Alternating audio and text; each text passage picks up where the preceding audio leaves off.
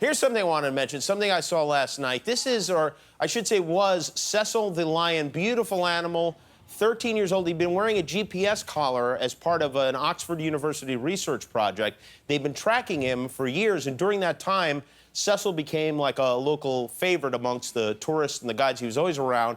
People loved to see him on safaris until earlier this month when a tourist on a hunting trip shot him for sport. And, of course, everyone is angry and upset. Last night, I read this story. I happened upon the story, and the news report said they suspected it was a Spaniard who did it, who shot the animal. And I have to admit, when I saw it, I was so relieved it wasn't an American.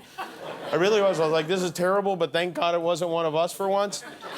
And then I went online this morning and learned that turns out it was an American. It was one of us. It was a dentist from Minnesota who paid $50,000 to shoot the lion. According to the news, he hired a company. He flew to Zimbabwe.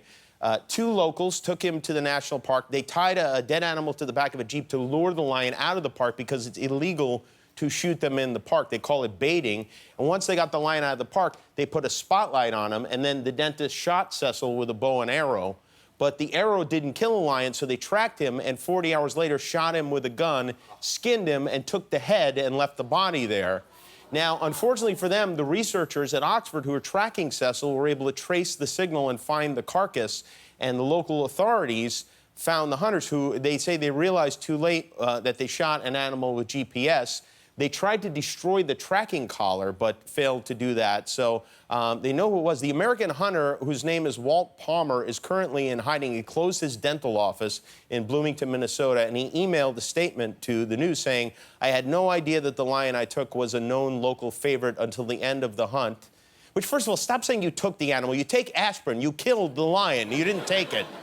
And he continued, he said, to my knowledge, everything about this trip was legal and properly handled. I relied on the expertise of my local professional guides to ensure a legal hunt. Which, okay, good, let's say we accept at face value that he thought it was legal and properly handled and didn't know the lion had a tracking collar, it was a local affair. The big question is, why are you shooting a lion in the first place? I mean, I'm honestly curious to know why a human being would feel compelled to do that. How is that fun? Is it that difficult for you to get an erection that you need to kill things that are stronger than you? If that's the case, they have a pill for that. It works great.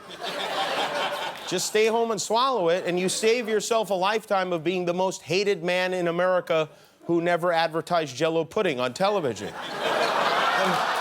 by the way, I'm not against hunting. If you're hunting to eat or to help keep the animal population healthy or it's part of your culture or something, that's one thing. But if you're some a-hole dentist who wants a lion's head over the fireplace in his man cave so his douchebag buddies can gather around it and drink scotch and tell him how awesome he is, that's just vomitous.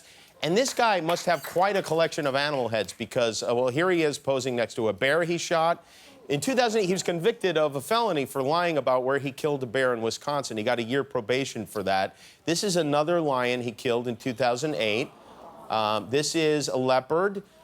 This is a rhino. He killed like half of Noah's Ark. And I don't get it. I also don't think it's the answer is to start a witch hunt for the guy. Some people online are saying we should skin him and feed him to the lions, or which it's, you know, it's crazy, but it should be handled in a lawful way, and the men who took him out of the Jeep should be made accountable, too. But in the meantime, I think it's important to have some good come out of this disgusting tragedy. So this is the website for the Wildlife Conservation Research Unit at Oxford, wildcru.org. These are the researchers who put the collar on Cecil in the first place. They track the animals and study them. If you want to do something, if you want to make this into a positive, you can, sorry.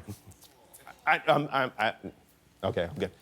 Make a donation, support them. At the very least, maybe we can show the world that not all Americans are like this jackhole here, this dentist, the top dentist. I am Jimmy Kimmel. If you like that, subscribe to our YouTube channel to get all our latest videos before they die and go to YouTube heaven.